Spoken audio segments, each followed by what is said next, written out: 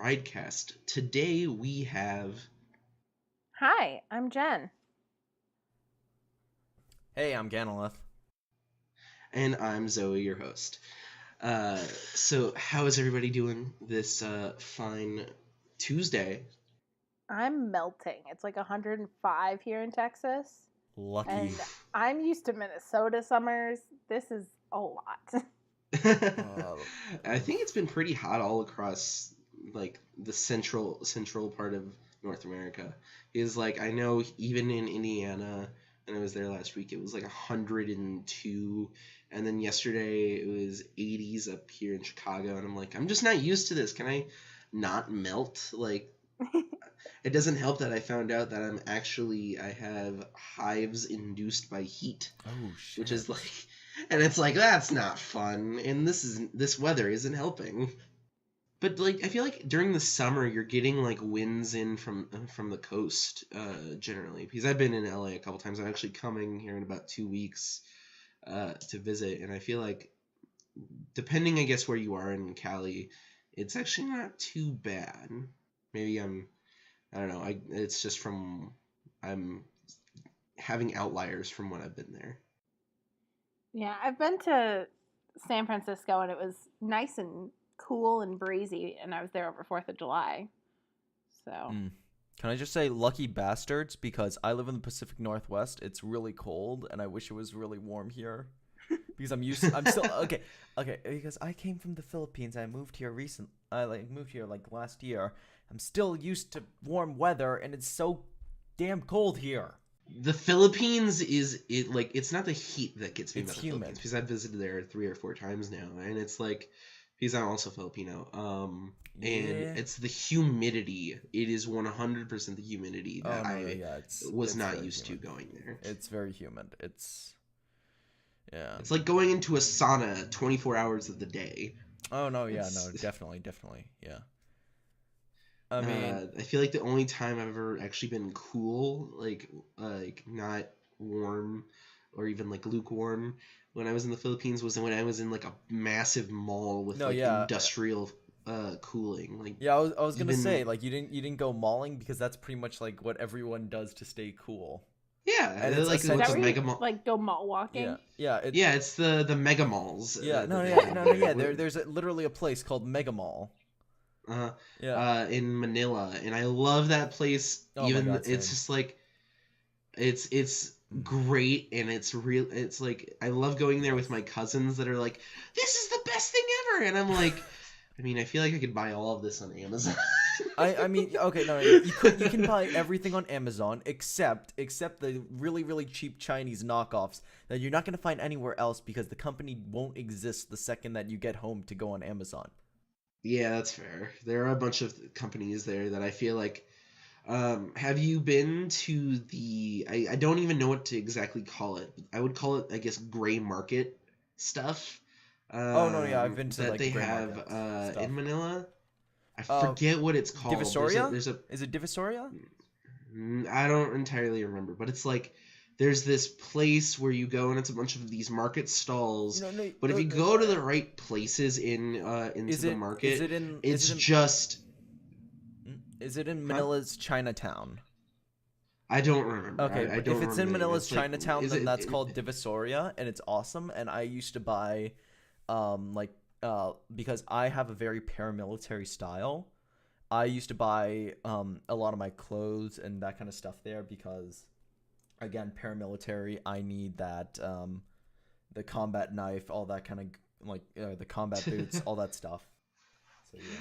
Yeah, not quite. It's more of like you find all of all of these stuff that, like, all of these pirated stuff, all of these things that are probably illegal to have. Like, there was I went there before the Nintendo Switch had come out, and there was actually a Nintendo Switch there.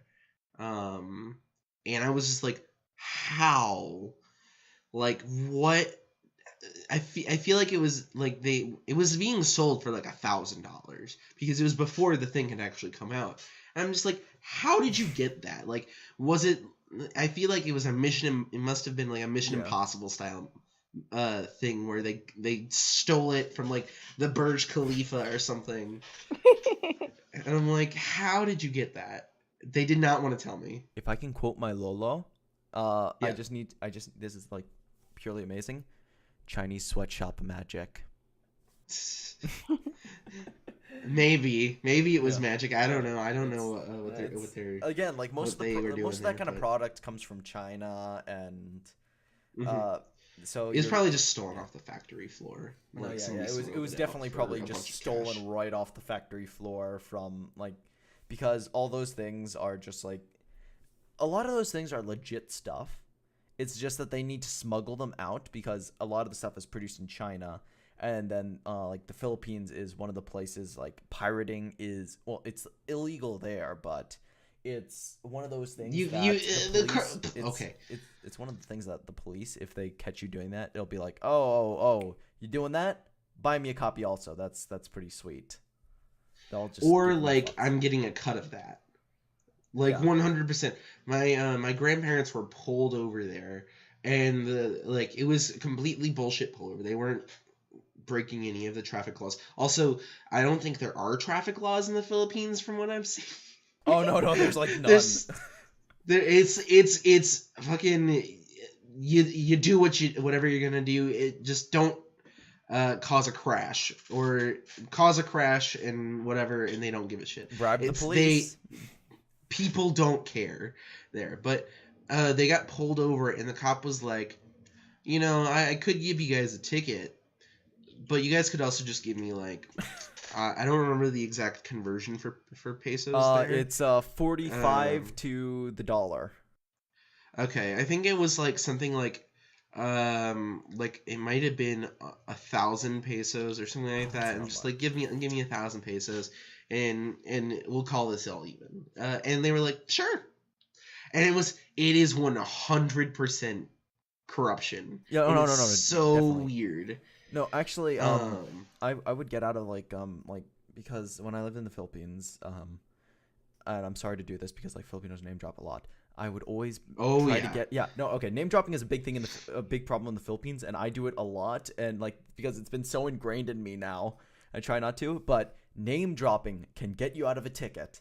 Like my aunt. I've seen it happen firsthand of like getting arrested. Like it's so weird. I've legit like my family has legit got out of, I think it's like 5 tickets because of how like the Filipino police is, by just saying like that my aunt's name, who is the mayor of Manila. Yeah.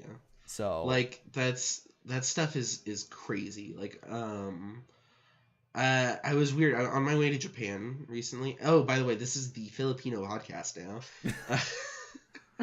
I'll just leave, thanks. But it was this will be my last thing I talk about. I was on my way to Japan, and there was somebody they were using Japan as a connection to the Philippines, and she was the daughter of a Filipino general. And the entire time we were talking, she was just trying to name drop things from people in the Philippines. And here's the thing, I don't know anybody. Like, I don't know any of the politics or anything like that from the Philippines. And because they just knew I was Filipino, and they were just trying to name drop, and I was being clearly unimpressed, and she's just like, you don't know a lot about the Philippines, do you? And I'm like, no, I don't. I'm Filipino. I don't know that much about the Philippines. Hey, I mean, you know enough about the politics. Well, you're supposed to be impressed. And I'm like, I don't know who you're talking about, though, so I'm not going to be impressed. It was weird. Yeah.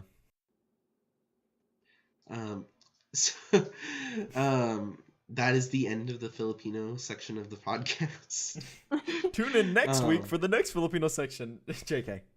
But yeah, I'm just gonna end that conversation there. Yeah, let's move on to something more gay, or something more relatable, or that's just in general. That too. Oh, so I was curious. I had this idea for a conversation. So, what are some funny experiences you guys have had if you've been to conventions? Does anybody have anything interesting? Something like, I can actually start with one. So, okay. I've been a Guardian RTX. This coming year will be my 3rd year, but I actually started my first year. I was an Expo Hall guard, or not Expo. I was Panel Room Guardian, and I met these 2 awesome people. Their names are Kid Yuki and Amaya. They are both cover singers for a bunch of anime music, and they're actually very popular here in the Midwest. They are going to be at a bunch of different conventions all over the Midwest. They've been invited to Colossal Con, which is really big for cosplay. They've been invited to Anime Midwest, which is next week, actually, and a bunch of other cons. And I was a guardian for them. Guardian for their room, I guess. And so I was like, oh, this is probably just going to be one-off thing. I'll never hear from them ever again. But, like, lo and behold, I started my first year at college. And I go to my very first convention up here in Chicago. And they are literally probably one of the first faces I see upon entering this convention center. And it's just like, well, what is how small is the world of conventions that I randomly was working for, kind of working adjacent to them, I guess. And then suddenly I walk into my next convention and it's just, they're right there in front of me. And I just started talking to them. And I've actually, since then, I did a bunch of audio video work for them and stuff like that. It's just such a small world. Like, do you guys have any cases of that where it's just like the world is so freaking small? It's like we literally are across the country. It's not convention related, but I do have a small world moment. So Yeah. I recently, it was 7 months ago, I moved across the country from Minnesota to Texas, and I work at Starbucks, which, whatever. They pay for my college. It's great. And so I was at work last week, just doing my thing, ringing people up, and 2 ladies come in and they're buying one of those You Are Here mugs, which are a touristy gift type thing. So I'm like, oh, are you guys from out of town? Or are you buying it as a present? They're like, oh, we're from out of town. We're from Minnesota. And I'm like, oh, cool. I'm from Minnesota. Where are you guys from? And turns out we're from the same town. One of the ladies was my brother's middle school teacher. She remembered him. And it was just the strangest, I moved across the country and you taught my brother. What? I love small world moments. It was just such a weird moment for both of us. It sounds extremely weird. Yeah. Well, we can also go back to convention things too, if anybody has any funny convention stories. I have a lot of interesting ones and a lot of heartwarming ones. I don't really have a lot of funny convention stories. Well, they don't have to be funny. They just anything. I was a guardian at RTX London last year, which was wonderful. I believe there are still tickets available this year. Go buy them, please. I will say hi to you if you have a signing session. And I was, doing my thing, handling one of the signing lines, and I was just chatting with people, and there was this girl who was very, very nervous, and I was, chatting with her, and I was holding her hand. I was like, you'll be great. They're just as scared to meet you. It's like a spider. They're just as scared of you as you are of them. And she came back the next day and was like, your words kept me so calm. Thank you. I am a spider. And it was very sweet. Did she say I am a spider? She did. That sounds beautiful. That sounds beautiful. And it just made my whole week. That's awesome. I love stuff like that. Some moments of being a guardian are some of the most heartwarming moments of my entire life. Oh, I do have a funny story. I just remembered one. Okay, go for it. So I work signings, as I've already said. And this past year at RTX Austin, there was a whole kerfuffle with signings, and most of the signings were sold out to people with the VIP tickets. Which, whatever. Doesn't matter to me. Once they're in the room, they're all the same to me. But VIP technically has this clause where if you're VIP, you get to cut to the front of the line. Unless everyone in the line is VIP. So, and it was VIP after VIP after VIP. The first person who got in line was a Yang cosplayer, and she had a regular weekend ticket because her friend who had VIP gave her one of her signings. And this poor girl, who was the very first person in line, had to be the very last one to go to the signing. And she had a great attitude about it. She was like, I'm gonna make an impression. I have all this time to hype myself up. And she was chatting with all the guardians in the room. And she was chatting with all the other attendees. And she eventually, like, she kept letting other weekend people go ahead of her as well. So she just, like, bought full into the, like, I'm going to be the last one. I'm going to get up there and, like, have my time in the spotlight. And she got up there, and they, you know, had some extra time. So she got to hang out with them for, like, 10 minutes. That's And it was awesome. awesome. That's freaking cool. That's perfect. That's really cool. So, stuff like that makes me so happy. Like, there are so many times, like, just kind of working that stuff that, like, sometimes you see people, like, pretty downtrodden. Like, you see people that are really bummed out, like, maybe they couldn't get into a signing. Like, that was, I guess, earlier on before they did, like, these automated ticket signing stuff. But, like, or maybe they couldn't get into a panel. But I love being the one to help cheer them up. Like, since I'm an Expo floor guardian, I know when, like, special things are gonna, well, not necessarily.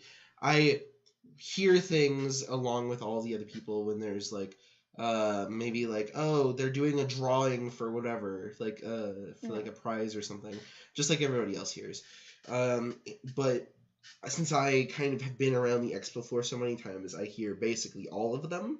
And I just am like, I saw this, I guess, a younger lady that she was, like, I think she wanted to get into the camp panel. She couldn't,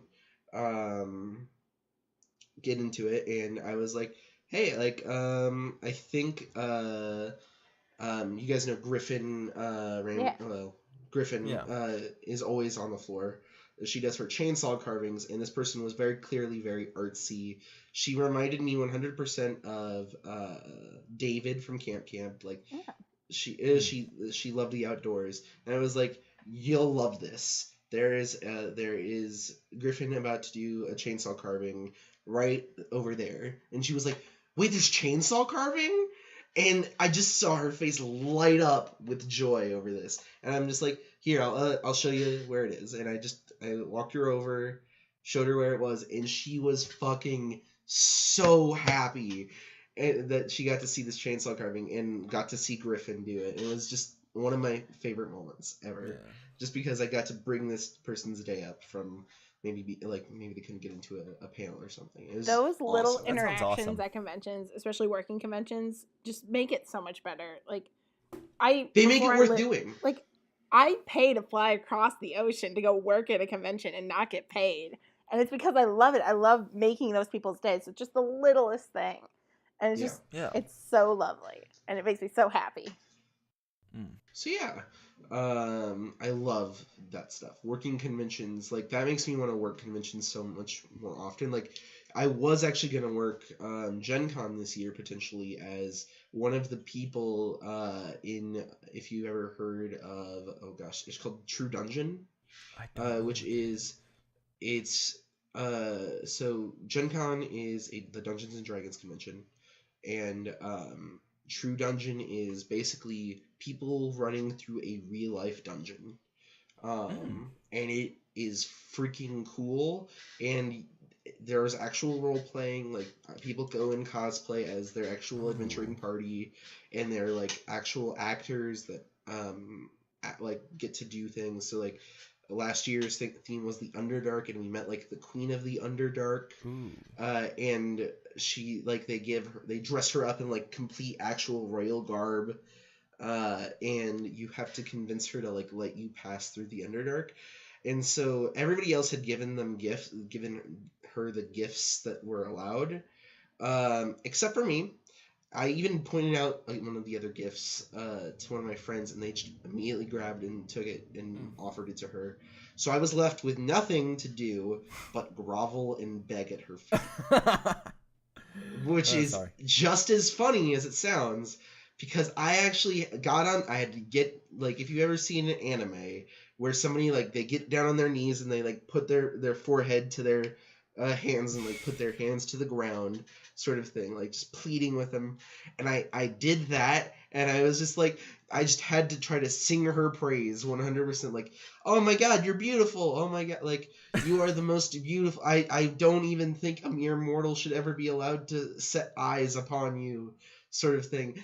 And I shit you not, she just, like, I think I almost got her to break character, because I just was so like I just went all in on this one fucking joke, and it was the best thing ever because she almost started to laugh, and it's like they're not supposed to laugh, and it's just like it's kind of like getting the royal guard at the Buckingham Palace to laugh, and it was my favorite fucking thing ever because just getting to see her face is.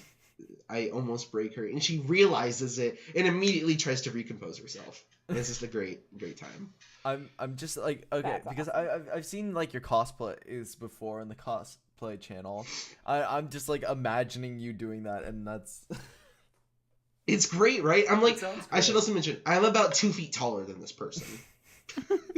that sounds amazing. I really think I would just break character instantly after seeing that. But yeah, no, that sounds beautiful. But my question about Gen Con then, Hmm. can I throw a magic missile at someone? Probably What? Literally not. take something and throw a like say magic missile and then throw it at them. Oh no. So how True Dungeon actually works is, um, there's basically like if you've ever played like skee ball almost kind of like skee ball or like there's like a or like shuffleboard like the tabletop versions of shuffleboard. It's like that where you have these pucks and you have to slide them onto this map of the monster that you're fighting, and you have to hit like key points on this person, and you have to do that in order to do combat. Mm. But like you have these tokens that signify your items, and they're really cool. I actually have spent definitely way too much money on them. Uh, but they're really cool. And sometimes like you can actually just straight up get out of a combat just without having to go into any sort of battle whatsoever. Like last year there was this tree named Holly, or this treant named Holly, and he says something like, "I want to hear a tune." Or something like that. Like it's like this rhyme, this riddle about like Mm. wanting to hear music, and I believe all of a different party came in after us, and they brought air horns in, and they played Darude Sandstorm with air Oh horns. my god. And that actually, since it was an actual song, That sounds it beautiful. pleased him enough for them to just get past his combat. And I I- was just like, how often have you come down here in order to realize that that would actually work? Yeah. I want to say two things. Like one is about that one. Like if I were to do that, I'd probably just sing Jimmy's thing from Stick of Truth. But two, I'm just imagining like shuffleboard. Like you have to fight with a shuffleboard. Foolish mortal, you will never win unless you hit me with your shuffleboard.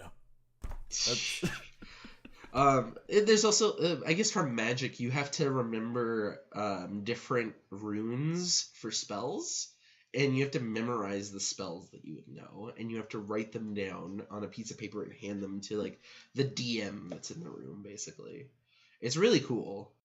that sounds amazing. It's really cool, and if you're ever into Dungeons and Dragons, they come. They're actually expanding True Dungeon to more conventions than just Gen Con. So you should like check to see if there's a convention near you that's gonna have it, because they might. Um, Yeah, so I no, would like definitely go and look into it if you're that interested in that sounds sort of amazing. thing. No, I'm like if I see that, I'm signing up for it now. It's really cool. I would definitely recommend. That sounds beautiful. Why is it over the same days as RTX though? Right. Not Okay. fair. That's. I was gonna work that. I was saying I was gonna work the convention, but it was like the exact same days as RTX. And I know one of my friends from Rooster Teeth actually does go to Gen Con, and I was just like super sad that me and him wouldn't get that like hangout time, because we would normally hang out during Gen Con. Oh, that sucks. Yeah, it's a bummer, but I'm sure next year it probably won't land on the same day. Hopefully. I really hope not, because like this was my first time in like 5 years that I had missed Gen Con. But I've also yet to miss an RTX Austin since I started going in 2014. All right. Anyone else have any good convention stories? I don't think that would count as convention, so I'm not gonna bring that up. So yeah. Go talk about whatever. Um, Doesn't always have to be just fit the convention category. it was more like a bazaar, but so my mother was working at the bazaar. It was in the Philippines. And like she brought me along because I was like bored. I didn't have anything else to do, so she brought me to the bazaar, and she was selling, like, because she does fashion stuff and whatnot. So Mm? and then she was like, okay, Eli, get the hell off of your what's it called? I think it was like a Nintendo 3DS. So like she pretty much like took that away. And then she was like, why don't you help me sell stuff? And I pretty much was like, okay, that sounds fun. And I legitimately went into like a step right up, kids, and you can you buy this stuff. Look at this. Look at this. And it was pretty funny because of like how many people actually took notice, because I was like being so enthusiastic about that. I was like, look at this, look at this, look at this over here, look at this. It's a bag. Look at this. It says Good Night Manila on it. It's amazing. And that kind of stuff. And it was, and she liked how much I actually helped her with selling stuff, that I actually got paid for that day. That's awesome. It was pretty awesome. And then afterwards I decided and I think also while I was doing that, because I was because back when I lived in the Philippines, I had sorry to cut back to the Philippines, but I had like a little cookie business. And not to brag, but I also sold in school, and I was essentially like the cookie cartel.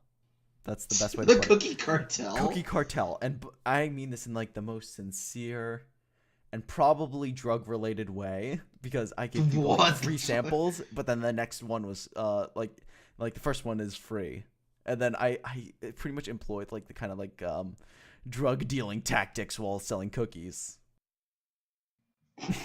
Okay. It's just as funny as like it sounds, and it was really funny. I actually made a lot of money off of that. And I pretty much like bought a lot of video games because of that. And but like going back to the bazaar, I was also like selling like my cookies there, and people were like, "Oh my god, it's so charming! It's a kid selling cookies."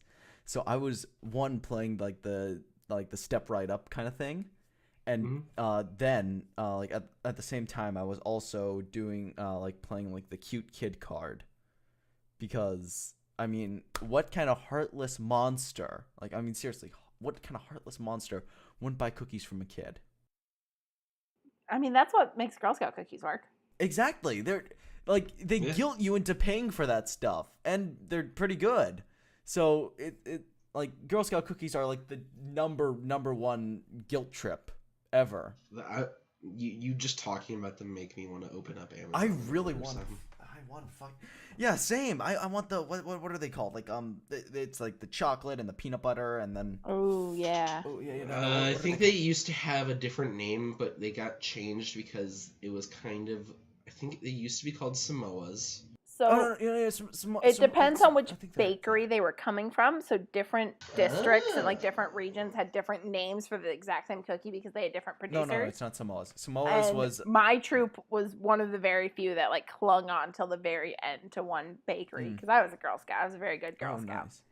Nice. It says Samoa's are the crisp cookies coated in caramel sprinkled with toasted coconut and striped with a dark chocolatey coating. Okay, well, what was it? Tagalong? The tagalongs. That's it. That's the one. That's like my favorite thing. Wish I had that right now. I might order some now that we're talking about them. I'm probably gonna open up a different tab for some Amazon and order some. I'm curious if any of you have had interesting dealings with medicine or side effects or something like that.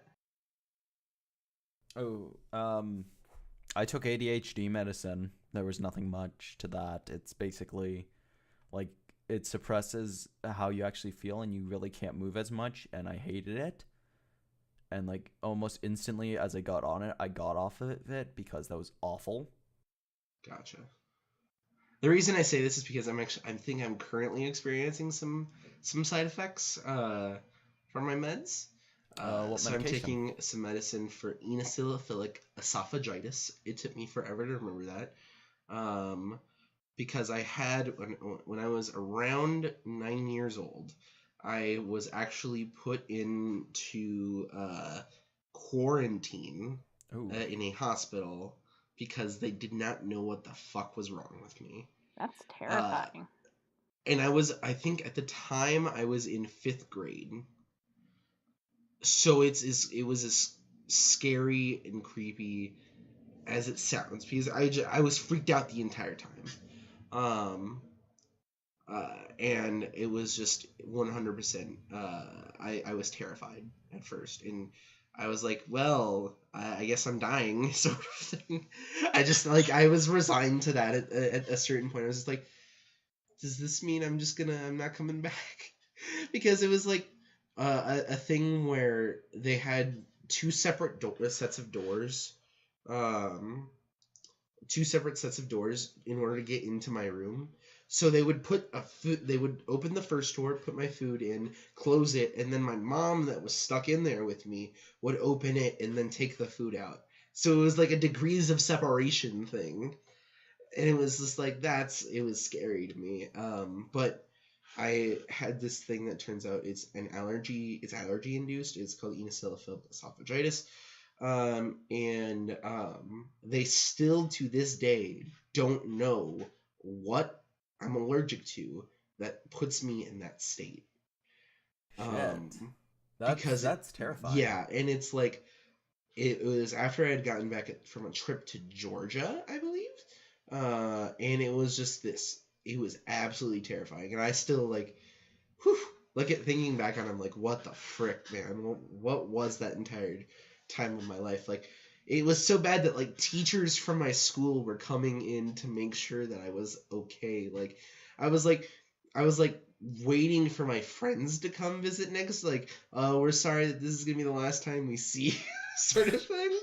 And I'm a kid at that point. I'm like, I'm worried as hell that I'm just not coming back from this. It's like they should have been more clear as doctors and stuff that, oh no, you're not dying. Like, we promise. Like, I don't know where I was going with the side effects thing because that has nothing to do with it. But I'm currently taking medicine for that now, and it's giving me, I guess, like sore throats. It's basically giving me the common cold, but 24/7. And I don't know if I should still be taking this medicine. I'm waiting just to hear back from my doctor on that kind of stuff. I guess that's where I was going with it. I've never really been on any sort of medication besides I had carpal tunnel surgery once, so I had pain meds for that, but I've never had a prescription for anything else, really. Gotcha. I've always been worried that I would get carpal tunnel. Like, oh man, it sucks. I've been so worried about it since I have, like, I type constantly. I'm a game design major. Typing is just kind of inherent in what I do. Mm-hmm. It worries me so much that I'm just gonna wake up one day and I'm just gonna have carpal tunnel. I'm gonna be in this pain, and it is kind of an overnight thing. So exactly, not to scare you. Yeah, exactly, terrifying, and that's why I'm terrified of it. I'm just like, if that happens, I don't know what the frick I'm gonna do, because that's my life. There is surgery to help. It doesn't fix it forever because it can come back, as it came back for me. Oh God. The easiest way to deal with it is just get really cheap wrist braces and just sleep with them on. Okay. Like, it makes it so much better. However, I played flute all through middle school, high school, college, and that is like a big cause of carpal tunnel. I'm now a barista, which is like all in the wrists. Typing, like anything like that, it sucks. Like, yeah, I can't avoid it. I'm like terrified of like getting that, and yeah. Oof. Well, now me and Kanalith are both terrified. No. Like, I wasn't terrified before this conversation, and now I'm like, oh shit, I could get that. Now everybody's gonna get carpal tunnel. It's gonna be self-fulfilling. We've doomed ourselves. We've jinxed ourselves. It's all over, man. Game over. Knock on wood. My desk is wood, so I literally just knock on wood. I think mine is fake wood. Yeah. Do you get well? I think mine is partially real wood. It's partially like this fake stuff, but partially real. Do you guys have any superstitions like that? Like knocking on wood, stuff like that? I mean, I've always done the knocking on wood thing just because everyone around me did it. So it's like, haha, knock on wood. I've never really been a superstitious person. I've like the closest thing I've ever done to like a superstition was I accidentally spilled something and then my mom threw salt over my shoulder for me. So Yeah, like yeah. I feel like Filipinos are very superstitious. No, she's American. She's American. From but what no, I know. Filipinos are Welcome very back to the superstitious, Filipino though. discussion. Yeah.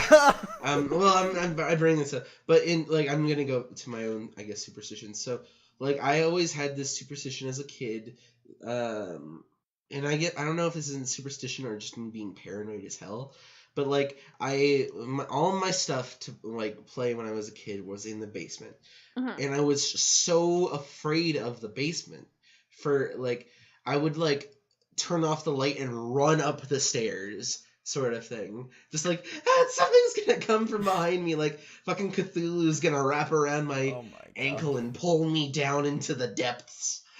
So like I still have that now. Like after to a lesser extent, but like after seeing Hereditary, that horror film that recently came out, I like I have like a background in witch, like a lot of my mom's side of the family has a lot of Wicca and stuff like that.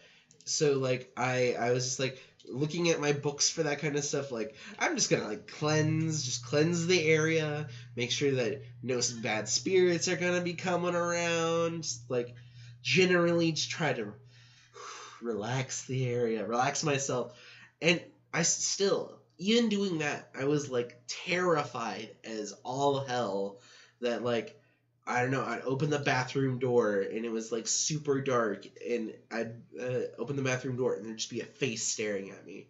Oh. I'm so freaking paranoid and so superstitious with that kind of stuff that I don't know how to fix it.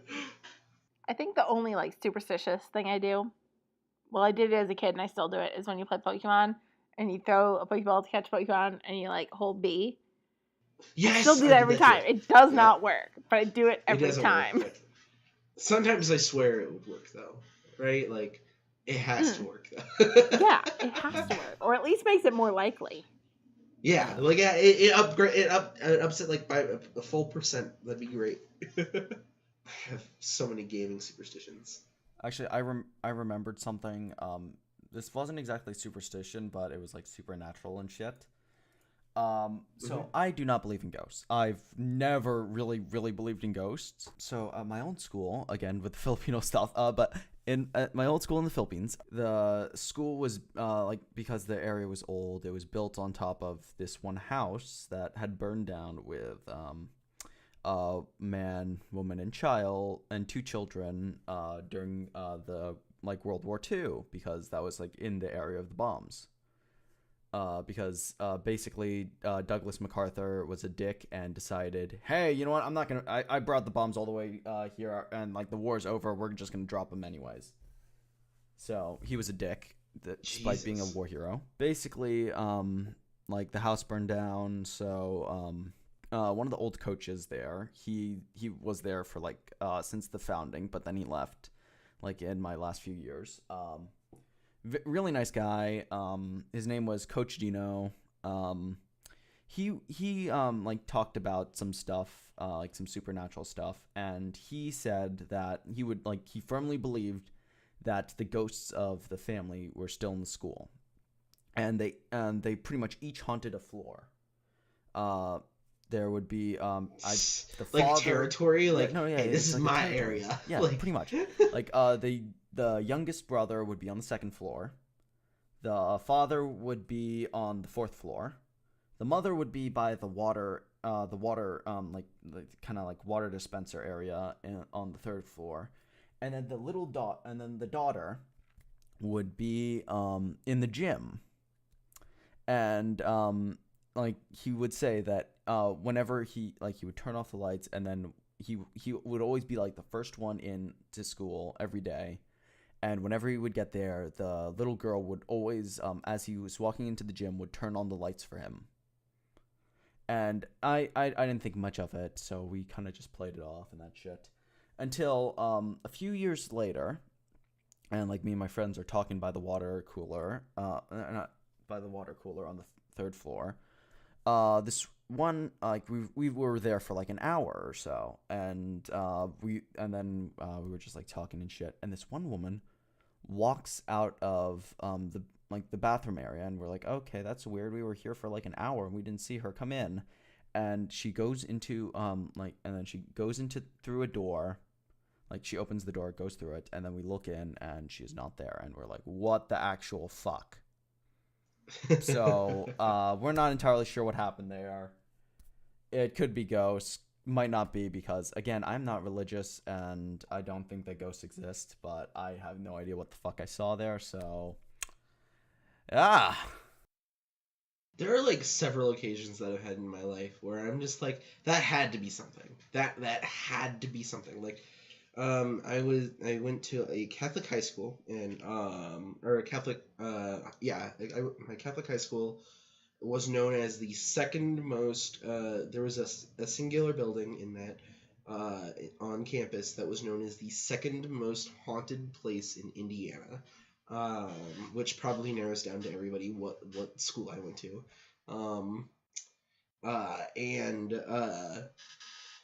there, it was known as this because, it used to be a convent, and it was now turned into like the English building or whatever. But it used to be a convent, and on the top, like I think it's the third floor / the attic, would be where all of the sick nuns would be put. And generally they would die there. And it, that's just the beginning. So ever since then, nobody's allowed to go to the third floor, the attic of that building. Only the principal and the president of the school have the key to go up there. And there's good reason, because one year, I believe on like, basically there's a time where like, the high school, like all of the seniors would come in and like TP part of the forest that kind of leads up to the school, because it was like our school was on a hill basically, and so there was like these trees that would lead you up there, and people would go TP that. But during that same time, somebody managed to sneak away, go into that building. I think they lockpicked into the attic. Ooh. And there was just screaming from what was heard apparently, and they ran out of the room. They were found and caught by some teachers, and what had apparently happened was that as they were lockpicking the door, they heard some voices on the other side of the door. They opened the door. And there was no one in the entire thing. It was just all this dusty attic filled with storage shit. But as they walked into it, they heard screaming from all around them, and then they screamed, and then they just bolted out. Yeah, and that sounds like some real paranormal activity meets Amityville horror shit there. Yeah, it was. I think there was even like one of those ghost shows that came to our school at one point, trying to see if they could like contact one of the nuns. I low-key really want Achievement Hunter to go there. Yes. It'd be fucking hilarious. Hey, I mean we're Rooster Teeth podcast, so they might hear us and then they'll be like, oh, that sounds like a really, really messed up place. Let's do an Achievement Hunter there. Imagine someone from Achievement Hunter listening to this. Achievement Hunter. Don't expect anybody. Come on, do it. I don't expect it, but I think it'd be really funny. It would be funny. It would be funny. They probably wouldn't get permission to film there because of what they are, and also they don't like. My school is super uppity about its appearance, to the rest of the world, even though nobody gives a shit about them. There's another school with the exact same name on the West Coast that people give more of a shit about. Even though we're like national champions or shit. Oh, I don't give a shit. But that freaked me the fuck out.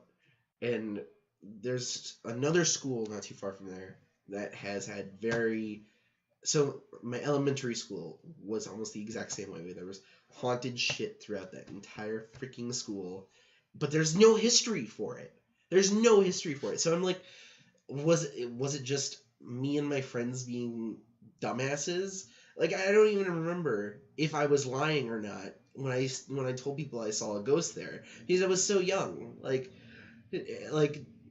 I don't know what my rationalization was for these stories I told when I was like 6 or 7 years old, thinking I saw a ghost. Like, I don't know. Either of you guys have any more ghost stories? I don't really have any ghost stories. We'll have to change that. I don't have any, but I like thought of something else while we were talking about this, because like, speaking of creepy stuff, did you guys ever have like one of those metal lunchboxes when you were little? Is it just me? I think so. You know, kids are dicks. I want to know if like I'm like the only person that this happened to, because back when I was little, I had this like really like awesome lunchbox. It was a metal lunchbox, black with a skull on it, because I was an edgelord kid. Then this kid took it from me in front of me, threw it on the ground, and jumped on it several times. Oh no! Oh no! Yeah. Oh. Yeah. You know, kids are just jerks. That's what I've been learning as I grow up more. Kids have some of either the most capacity for like innocent good, or like the capacity for like straight evil. Yeah, no, I know. Like, so many kids are dick. And then like I told my mom what happened. The kid like was put in detention, and then like we went over to the store, bought another one, and yeah, it was like nice, like yeah, I got another. But then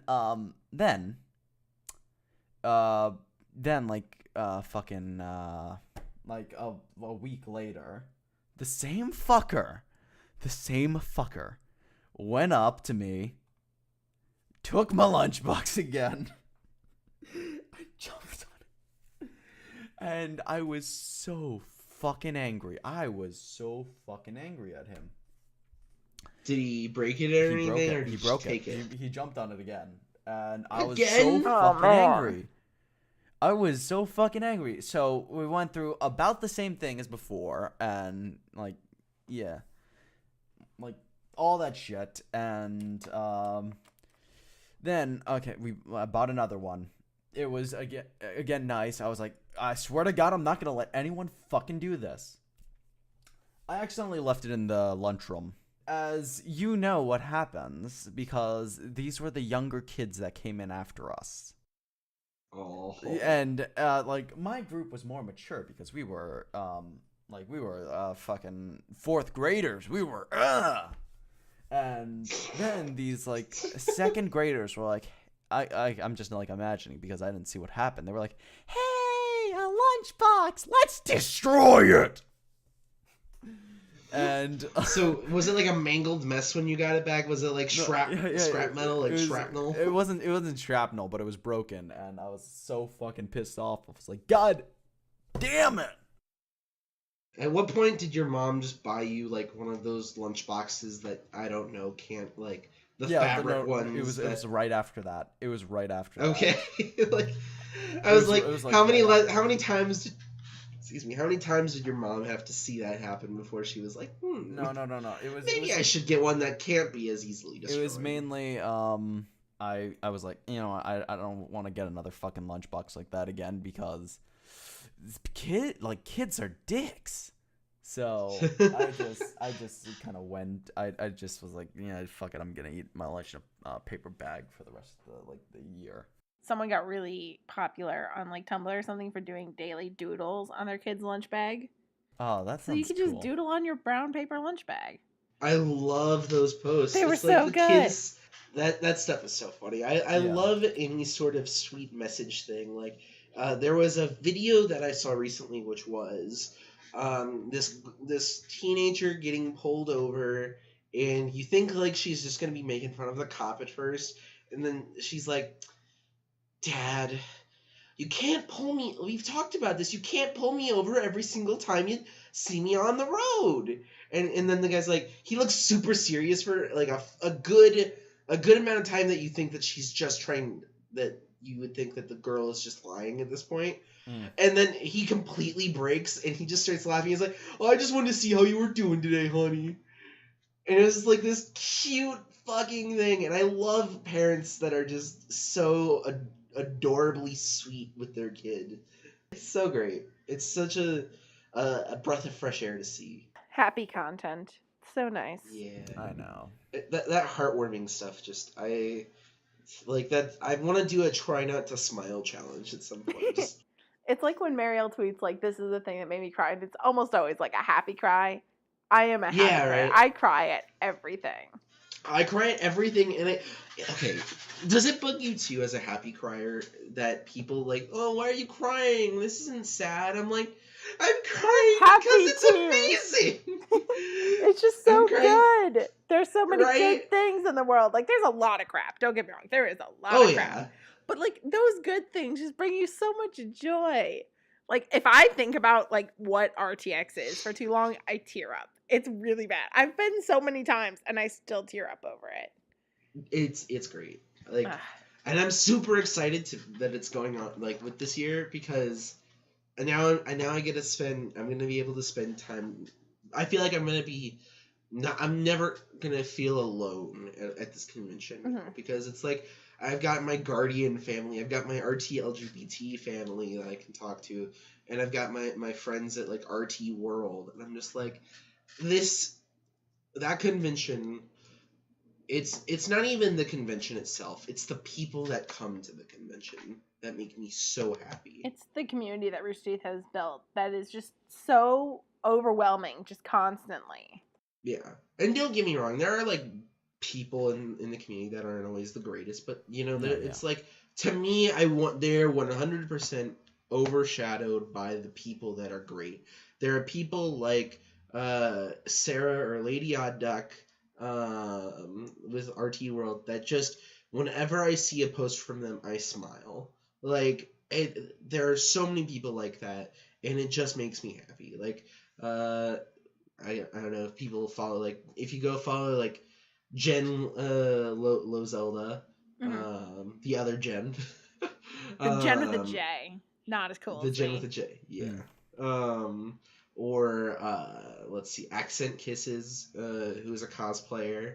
I would have said Jackie, but she got hired, so you know. Yeah, well, she's still a part of the community. Yeah, or like Mary, who's the head guardian for RTX Austin. Yeah, Mary is so fantastic, and like people, I think a lot of people, when they see her when she has to make some sort of serious announcement, so they don't understand this. She's like one of the sweetest people on this planet. So nice. I ran into her at PAX West last year, and like neither of us were working for once, and we just like ran into each other, and we were like, "Oh my god, it's so nice to see you," and we're not super stressed out. It's so chatted. Fantastic. She's lovely. She is a lovely person. Can I just say, like, Mary is so lovely, and all the Austin head guardians, her and Chris and Dan, are so lovely. They flew to RTX London, not as head guardians, just to come help out. They were not like guardians at all, and they just came and helped. And it just like blew everyone's mind when they just showed up the day before RTX, just like, "Hey, we're here just in case you want some help and like advice and backup." And it was just like the nicest thing in the world. They are truly gifts of this world. They are. The same goes with like any guardian head of a division, like Dom and Plaid Lad for the Expo Guardians. Like, yeah, Shadows. Those guys. The head Signatures Wonder. She was until this year. All of them are just like,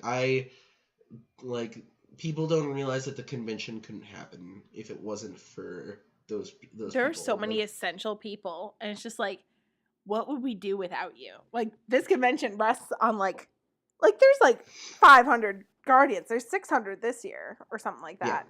But like, there's these like standout people, and it's like, how would this convention ever run without you?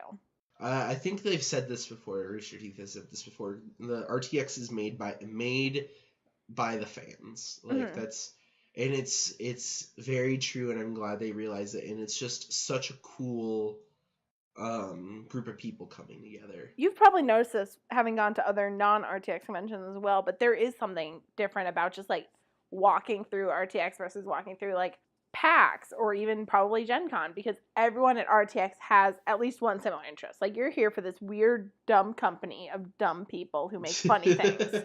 And we all have the same dumb sense of humor. And it's great. It's incredible. Because like at PAX, it's like everyone's a gamer or whatever. Great, cool. There are so many different types of games that you can't like narrow down like one game that everyone's going to play. But with Rooster Teeth, it's like everyone knows who Bernie is. Everyone knows who Funhouse is. Everyone knows who Michael Jones is. Like, even if you're not all like super fans of the same thing, you all have the same kind of group of content that you watch. Yep. And it's like it's totally different. Like, just the I guess the way that people, like the fans that do come to this event, because it's not like, I feel like at other conventions cosplayers never pay each other mind, like generally, unless it's like something that person is particularly into, but Rooster Teeth specifically, like different Ruby cosplayers will pull each other aside and be like, I fucking love your costume, like you're doing great out there, I love what you did with this and this.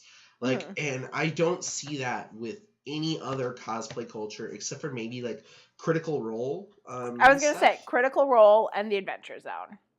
Yeah, like I don't see it for anything else other than that. Like, other than those groups, maybe like, actually no, not even with a lot of like game stuff. Like I've seen, but you'll see that with the people who are cosplaying characters from these games at RTX. Yeah. And because they're all going for that, and I feel like Ruby's one of the biggest draws. Probably. So because of that, there are so many of these people that just love Ruby that are just sharing all of that love. Like, RTX 2014 was my first, I would say, big, my first big, I guess, one of my first big conventions. And it was such a fantastic experience, and what was it? Like, I went to the Ruby panel, I was completely by myself, and people were like, hey, you want to come over and, like, sit with us, like, chat? And then, like, right before the Ruby panel started, all of the Yang cosplayers, myself included, got into a Yang train and just started going around. I remember seeing videos of that.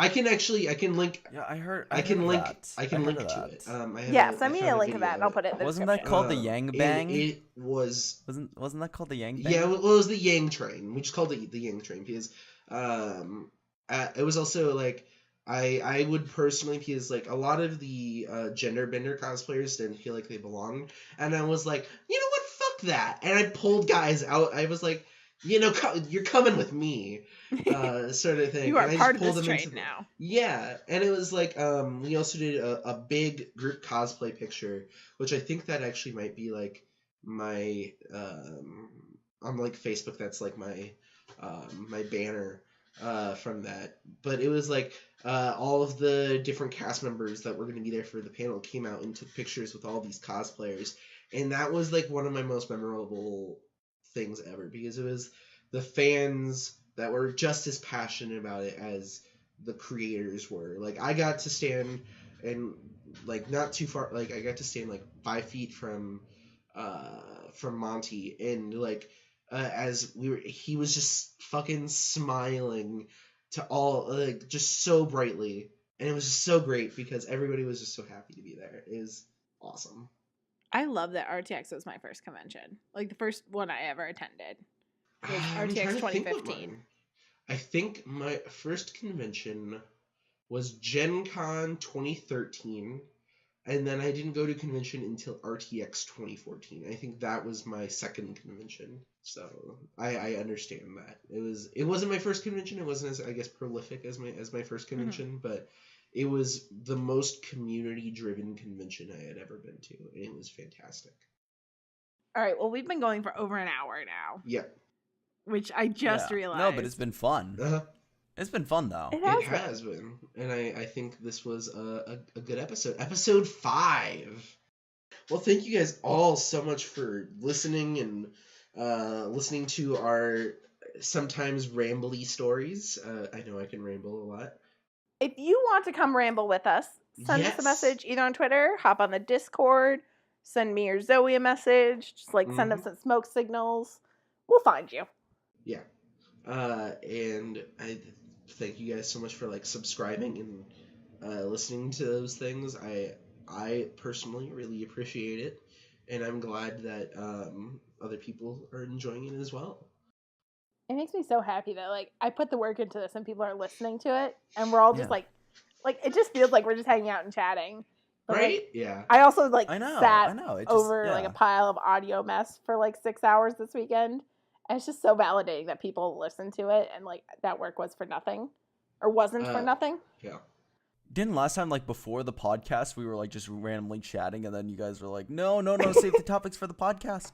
Yeah, I was pulling a little bit of a Gus. Yeah. I was like, save it for the podcast. Oh, that was the other thing I was going to mention. Zoe, we met or almost sort of met before. We did. When we were not recording. Yeah, I can't believe we were probably standing. We were probably standing right next to each other from 2 years ago and had no idea. RTX 2016, the RT LGBT panel. The first LGBT panel. Yeah, the first LGBT panel. The original Pridecast. We were recording of the original Pridecast. Yeah, that was awesome. And we were in the back right-hand corner, I think, right next to the doors. Back left-hand corner. Facing the stage left-hand corner, because it was the door. Yep. And we were like, we must have stood right next to each other. We were both standing in the corner, crying our eyes out because of these touching stories that the RTcast were talking about. Like, I know I was crying at that. I definitely cried. Happy cry. Happy cry. So, we should have a happy cry episode where we just bring all the things that make us happy. Yep, definitely. I'll put it on the list. That sounds fun. We'll do that. All right. Awesome. Oh, I just realized that we didn't mention our sponsor. Ourselves, because no one is sponsoring. We sponsored us. Damn right, fool. I sponsored us actually, because I put $5 a month into this. Yeah. For the hosting. Oof. Yeah, but that was like, I feel like that was like the first time that we actually didn't like make a joke about a sponsor in like the middle of the podcast. Yeah, you had to just keep us in line with the rest of the. I had to keep that going. So real quick, just some housekeeping things. RTX Austin is coming up, which is really exciting. There will be a couple things going on. There's a big RT World community meetup happening the Wednesday before RTX if you're in town a little bit early.